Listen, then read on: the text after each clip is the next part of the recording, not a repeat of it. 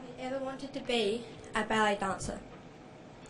I have, but did not think I could ever be one because I'm deaf. My name is Laura.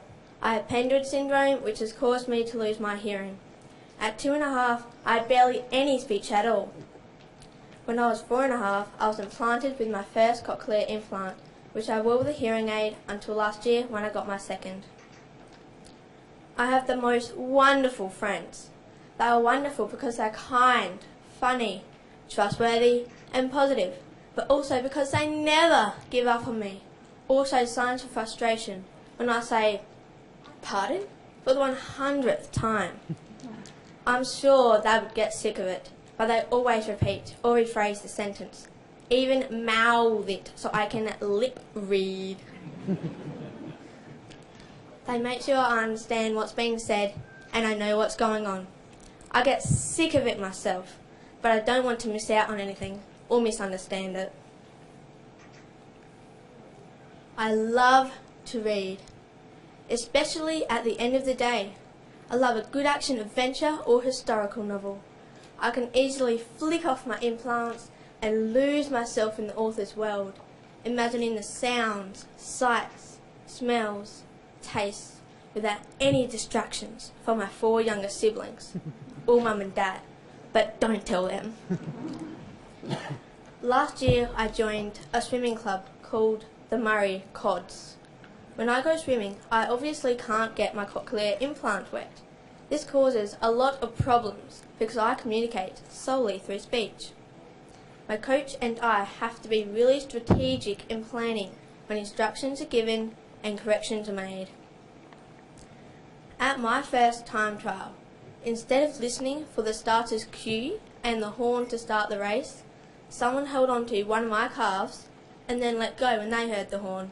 I then dove in. After I had swum, I dried off and put my processors back on, and I was astounded at how loud the horn actually was. It was at that moment I realised how much hearing I've actually lost. My true passion is dance. I began when I was 6 with my younger sister Abby, who was 4 at the time.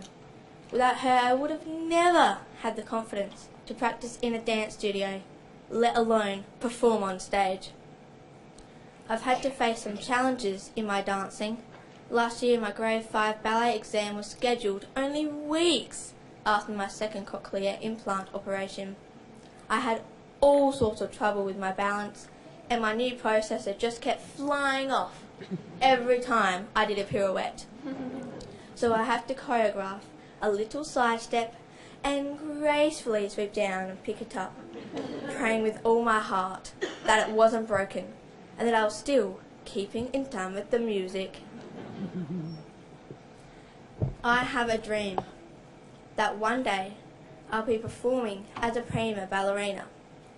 Although I don't know of any famous deaf ballerinas, but there's no reason why I can't be the first one. I know I can do it with perseverance and practice.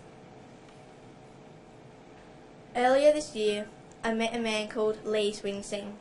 He is a famous ballet dancer from China and the author of Mao's Last Dancer. He's also got a deaf daughter.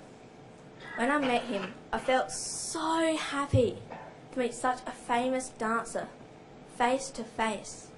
He has become my inspiration ever since. I'm now hoping for the chance to be picked as a ballet dancer, just like he was. Recently, my teacher told me a quote, and it's a motto I want to take with me through my life. Don't let people tell you the sky is the limit when there are footprints on the moon. I would not have achieved all that I have, including my speech, language, and listening skills, without the time and effort of so many people. I truly appreciate what those amazing people have done for me. This has been an unreal and awesome experience. Thank you.